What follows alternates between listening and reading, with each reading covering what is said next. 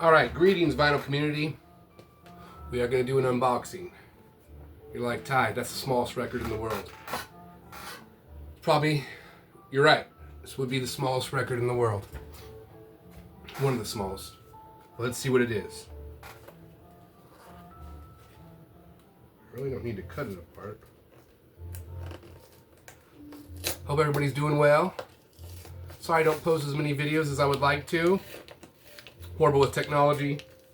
And finally got a new phone. Yada yada yada. But thank you for the few that are still watching. It means a lot. Alright, what do we get here? Ooh. Cassette tape. Don't worry, I'm just gonna show some vinyl. I didn't abandon vinyl. Never would, never will. Alright. I might have to cut this last little piece. It's weird when I open stuff without filming, it goes very well. Usually don't have any issues. As soon as I turn on the camera though, issues. Film that Christmas gut. This shirt, this Top Ramen shirt,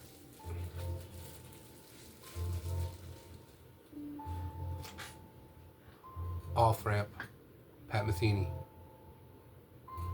on cassette tape. Yeah, and it's one of my favorite albums. Lifetime cassette guarantee.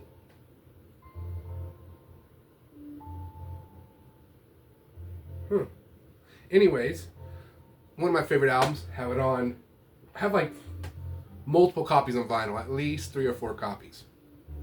And I realized I don't even have it on CD. And I was gonna get the fancy CD, the high audio. And then I finally read the fine print on the bottom. It says if you have a normal CD player, the CD won't even work on your shit. So I got glad I read that because I was about ready to spend $60 on a CD that wouldn't play on my CD player. And so I can get just a standard one for like regular price, which is cool. But then I thought about, it'd be cool to get it on cassette tape also. And there really wasn't a bunch of copies. Like, they're out there, but anyways. So here it is. It's in good condition, it looks like. It's on the see-through, which I was surprised. So I have another Pat Metheny on cassette tape, and it's one of the solid white cassettes. Super stoked. Anyone else, do you tighten them before you play them? I was taught that when I was really young. I'm a kid of the 80s. Somebody I remember telling me, you want to make sure the reel-to-reel is pulled tight. It's not good for the cassette tape. Who knows? Anyways, very excited I got this. So, I got the We Are Rewind cassette. I already have a bunch of cassette players. Usually half the side works, half doesn't.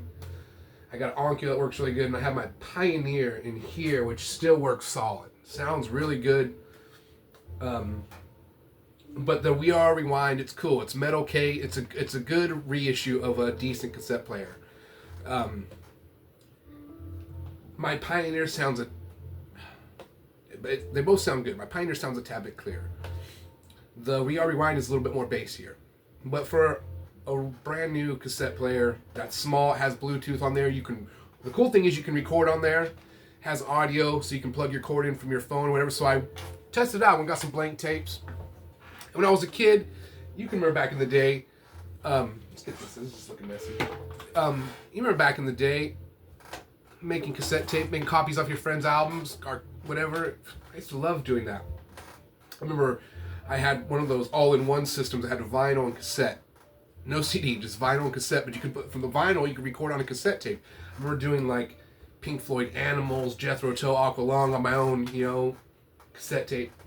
And it was cool hearing vinyl, hearing the crackles on cassette. Anyways, I went on there and I made a copy of Hiroshi Yoshimura's Surround. And it's through the YouTube app, which is more better sound, the streaming, I guess. And turned out really good. I mean, I feel like the Hiroshi Yoshimura, that stuff should be listened to on cassette tape because he was recording on cassette tape back in the day. Pretty sure he was. So that being said, one of the albums I did see at the record store last week was this, Surround. That's what you're hearing in the background. Anyways, get it home, play the first side. The first side sounds distorted. And usually these reissues are really good by this company. And Anyways, I feel really bad. I took it back to the store, exchanged it, let me exchange it. It still made the same distorted sound, so that if yours makes that weird distorted sound, I probably just need a better stylist for my player, because it seemed like at this record store I could still kind of hear it, but it wasn't as bad. So be it. I'm keeping this copy. Thank you, record store, for putting up with my madness. Trying to keep this short and sweet here. Some albums I got around Christmas time. Over here. Totally spaced on getting this on the Black Friday record store day, but I try to get this is my 6th one I've gotten of the Jazz Dispensary, and it's good. I always recommend getting these. My favorite one was from 2 years ago. It was The Haunted High. That one, I feel like out of all of them, that one's my favorite. But it just depends what you feel like. Still good. Finally got myself. Just do this to make it quick. Finally got myself a copy of Bright Size Life. I can't remember if I showed this on the last episode, but if I did, I'm sorry. It's the reissue from Acoustic Sounds. Freaking sounds killer. Stoked to finally get a copy. Got this one. I've seen this came out around a little bit before. It came out last year. Had to get a copy. Don't have the original one. The original one I know is worth quite a bit, but this is Kraft put this one out. It was only under $30. Sounds killer. I'm sure a lot of you in the vinyl community got it. So a while back, this was going for like, I'm sure you remember when this was out of print, this was going for like $230, a ridiculous amount, and I almost bought one years ago. And then I held out. I remember good advice from, I'm going to forget his name, the German guy who has a killer vinyl channel that was really into these, and he kind of stopped after they found out there might be some digital after 2015. Anyways, I remember him saying, calm down, don't spend so much money, because they're going to reissue it eventually. You know what I mean? Like, they're going to press more. And that wasn't the main thing, but I remember him saying that was good advice, because I'm pretty much, almost everything I didn't have, they did reissue in these last 4 or 5 years. So if you're patient enough. And they did. They made another batch, and I got this for the normal price of like $38. Sounds really good. And I'm pretty sure this is made... Anyways, it sounds good. It might be digital, might be not.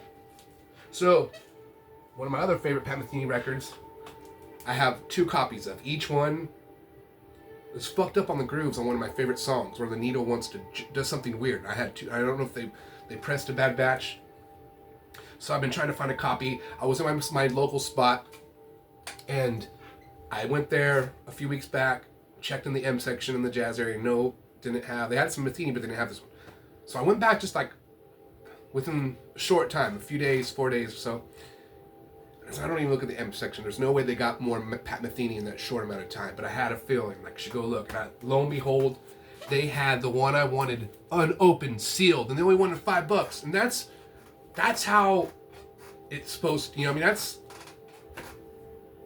how it's supposed to be. As far as like, these are always not super, to me they're prices, but I thought it was at least gonna be 10 or 15, $18, which I would have paid. I would have paid $25 to $30 for this, still sealed. It's like getting a brand new copy. Bad thing is sometimes you don't know if it plays all the way through, if it's still unopened. So anyways, I took a chance on the $5 and it plays all the way through. Has the ECM hype sticker on there. I have never even seen an ECM hype sticker. I don't think ECM put these on here, but probably the store put these little hype that all sales are final. I guess once you put your little grubby hands on it. Either way. So super stoked about that. I've done good. I haven't gotten a big amount, but every now and then I'll pop my head in there, see if there's anything. I've scored on a lot of CDs, so I'll just go through the UCD selection just to see. They're only $4, and I find some really good stuff. For instance, what did I find on my last visit?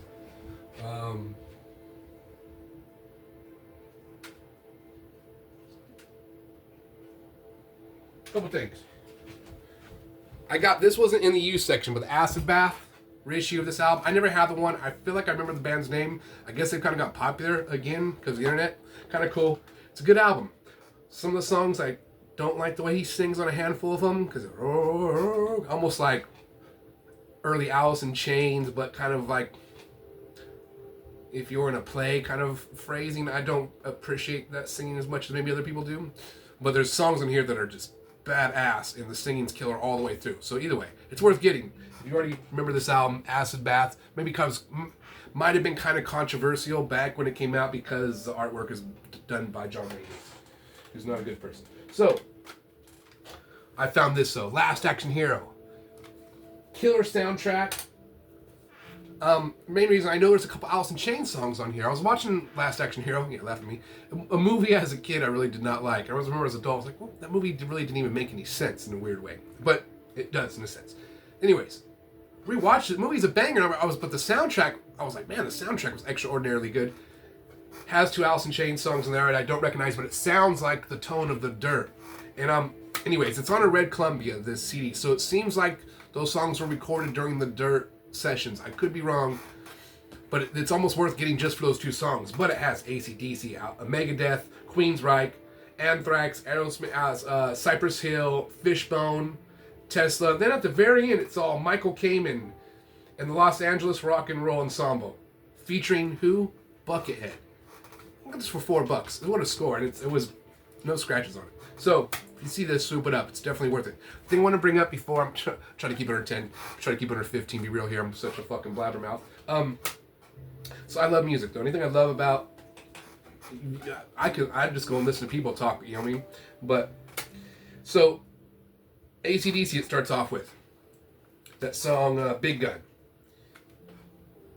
AC/DC, just such a good tone, right?